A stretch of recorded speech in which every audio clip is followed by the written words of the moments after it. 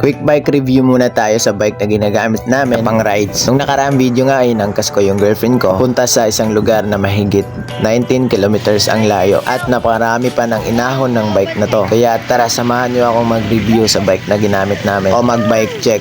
Tara, simulan natin.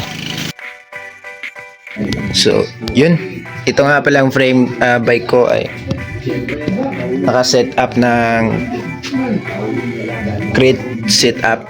Naka-crit setup ya.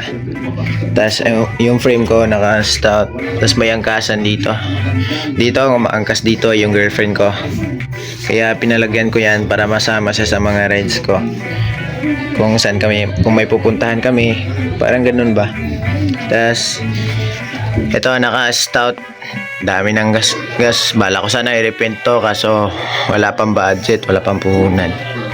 Walang budget, puhunan baka. Tapos ito naka-Moso rigid fork. Ayan.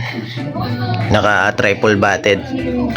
Tapos yung gulong ko naka-Maxxis Acon. Yan lang naman yung gulong ko. Tapos ito si Chocolokoy.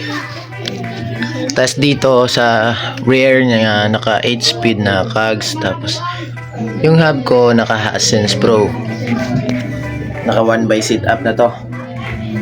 Tapos naka Diori M6 100. Yan, hindi ko na na-maintain ng na-maintenance sa paglinis kasi sobrang busy. Yan, naka 1x up. Naka MT200 na hydraulic. Ito may ano dito, may footrest dito, may hawakan dito. Yan lang, simple lang. Pang rides pa. Yan yung setup ko, guys. Yan. Hindi nga ako makapag-focus sa paggawa ng mga content dahil nga sa trabaho.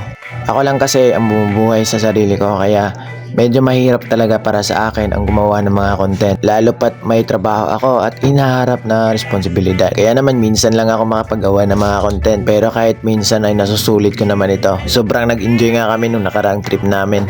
Dahil bukod sa pawis at pagod, napakasarap naman ng feeling na nagagawa mo ang mga bagay na iilan lang ang gumagawa. Guys, nandito na kami sa Tango City. Yay! Ang angas! Kaso baka ito guys, may cellphone. Thank you for watching. Please like and subscribe.